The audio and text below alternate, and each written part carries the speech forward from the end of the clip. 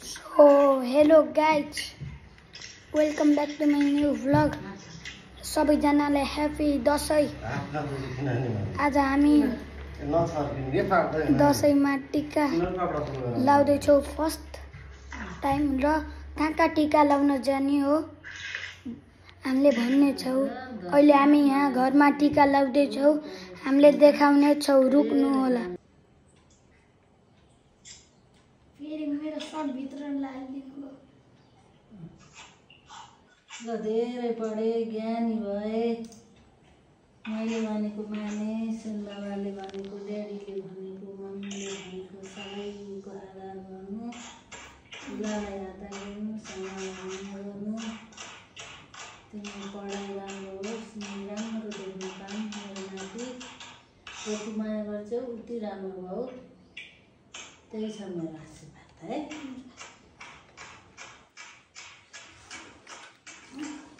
लो जमरा ल बाँकी मानी भएर अलि बेट डोगर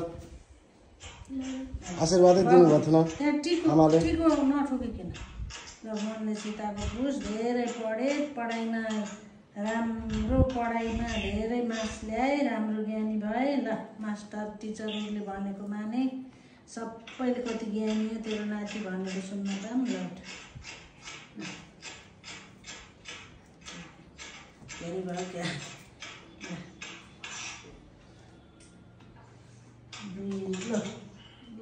ल पैसा पायो यार अहिले त यार।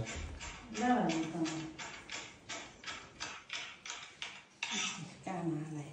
यो लागिसक्यो।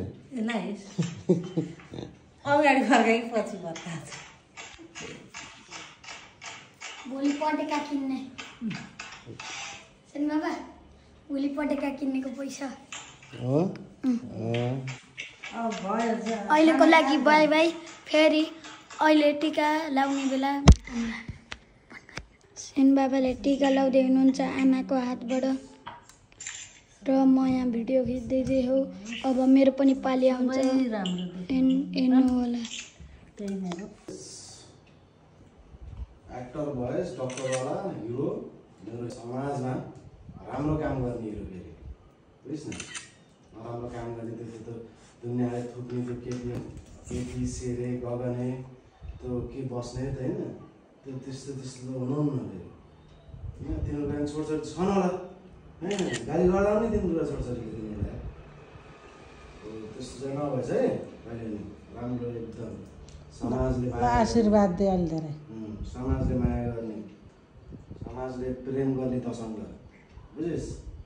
राम्रो काम गर्ने, ठुलो मान्छे बन्ने। ठुलो मान्छे बन्नलाई फेरि पढ्न पर्छ धेरै, नपढिने भए भएन। पढेन धेरै काम छैन, सक्नु फेरि जित्दिन्छ तपाईँ, पछि पर्छस् फेरि। त्यही भएर पढेर समाजको हिरो हुनु है।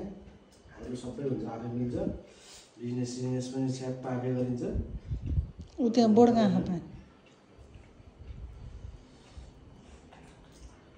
पैसा दिने होला नि यसलाई होइन। कति हो, कति दिने हो तपाईँलाई भन्दा? कति चाहियो तपाईँलाई? ल जति भयो हुन्छ। ल ल ल राख्ने फेरि पैसा ठुली घर टिको नपुछिकन भाग्यमानी भएस। ल भयो, खानु मनले आँटेर पुगोस्। खै कति भयो? 340 रुपियाँ कमाए। त्यसको त पैसै यिनीहरूले हामीले गाडी बाहिर निकाल्यौँ।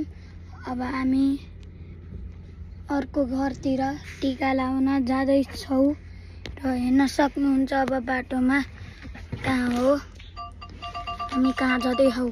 फेरि अब म हजुरबाका टिका लाउन जाँदैछु।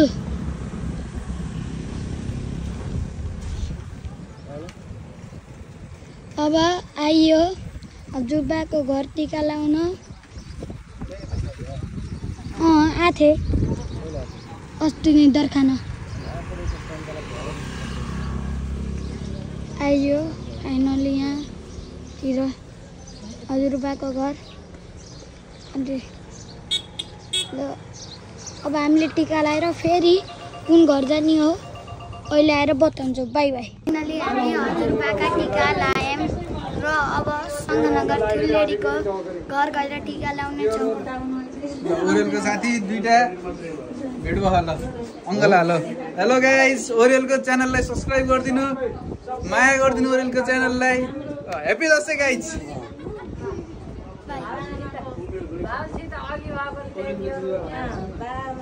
जिजुबा ओरेलको जिजुआमा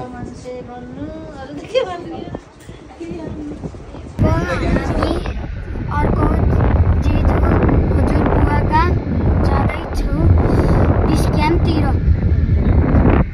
हो त्यस्तो राम्रो देखिन्छ त बाबु। आमा उहिनी सेनबाबा मेरो आमा म हजुरबा सुजल दाई भाइहरू जाँदैछौँ। अहिले गएर भन्छु के खायौँ र टिका लगाएर के गऱ्यौँ। जिजुबा जिजुआमाको टिका आइसक्यो। हामी यहाँ टिका लगाउने बेला सेनबाबाले भिडियो खिचिदिनुहुन्छ, हेर्नु होला।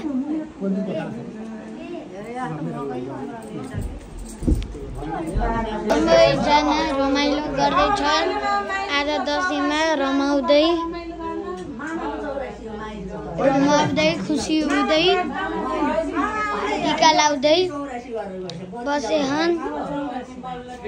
यहाँ मेरो साथी सुतुवा खालि सुतेको सुते गर्ने अल्छी।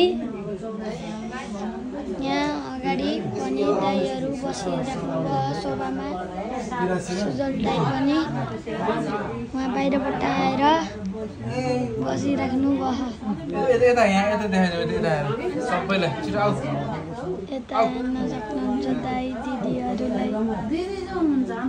जिजु हजुरआमा, जिजु हजुरबुवा, जिजु हजुरआमा धेरै हुनुहुन्छ यहाँ। उठ सुतुवा सुतेको सुते सुत।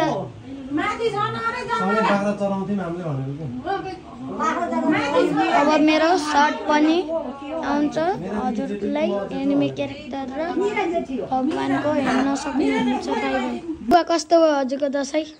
अरे अहिले अब 2084 को 82 को उ त एकदम राम्रो भयो नि नाति। हो र? तिम्रो कस्तो भयो? मेरो त राम्रै हो। अब कता कता आउट लाउने? अब भ्याइयो। ल ठिक छ। होइन भ्याइन्न, बेलुका रातिसम्म रहन्छ नि। हो र? हो। अब कता कता जान छ, जाने ठाउँ छन् प्रशस्त भने अब जान पाइयो। त्यो हो। ल हजुरको पनि कस्तो भयो? मेरो दसैँ त राम्रै भयो बाबु। हो र? दिदीको? सेनबाबाको? सेनबाबाको त अब राम्रो भयो। हजुरबा हजुरआमाको टिका लाउन पाइयो, लाइयो, सँगै गइयो थियो। धेरैसँग धेरै सेलरोटी, खसीको मासु, चिकन, अरू के खाइयो, अचार, केरा, स्याउ।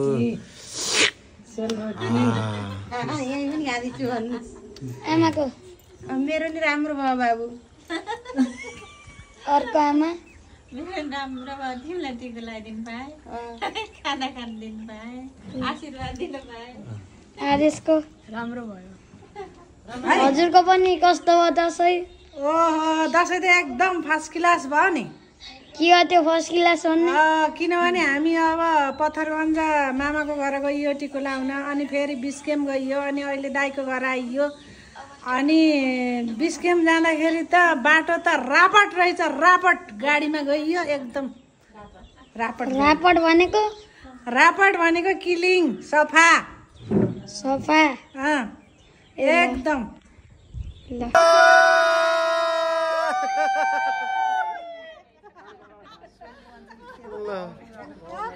Dashain happy Dashain happy Dashain happy Dashain. Dashain भनेको बडा दसैँ।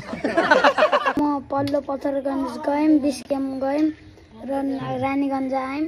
पुरै ठाउँमा टिका लगाएर भ्याइयो। अब घर जान्छु, ठगैलाहा सुत्छु। By by.